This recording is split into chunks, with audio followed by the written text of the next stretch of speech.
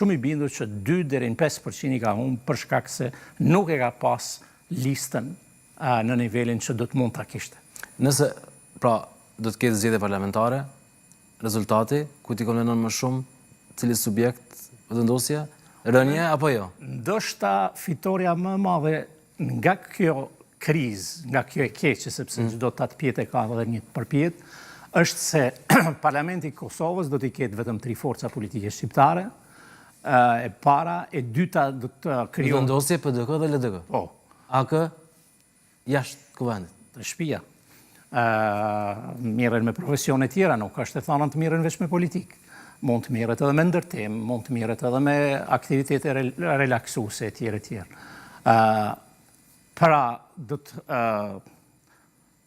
bëhet një rigrupim i forcave politike brenda në kuvend, respektivisht një krimi bloqeve politike dhe në këtë kuadër ana pozitive është kjo.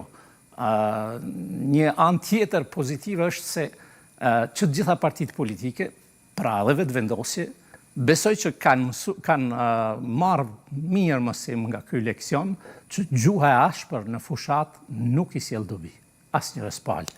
Në këtë drejtim, gjuhë më të ashpër ka përdorur AK-ja dhe ky është ndëshkimi.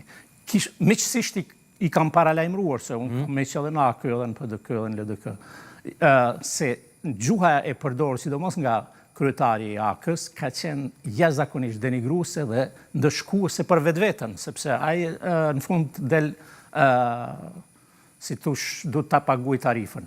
Cili do të ishte fituesi më i madh i zgjedhjeve eventuale parlamentare të jashtëzakonshme? Duket që fituesi, respektivisht, ngritje të vogël, ndjeshme, do të ketë PDK-ja.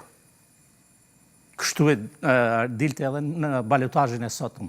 Po dhe në analizat që kemi publikuar disa prej nesh, që mirën në mënyrë profesionale me këtë fenomen, rezulton që PDK-ja do të ketë një ngritje të vogël. Ndërkaq rënje, siç e pat, ka edhe vetëvendosja dhe LDK-ja. Po LDK-ja do të ketë edhe rënje në numrin e deputetëve.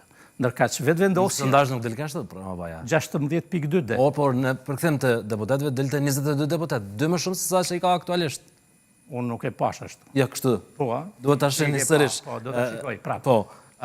22.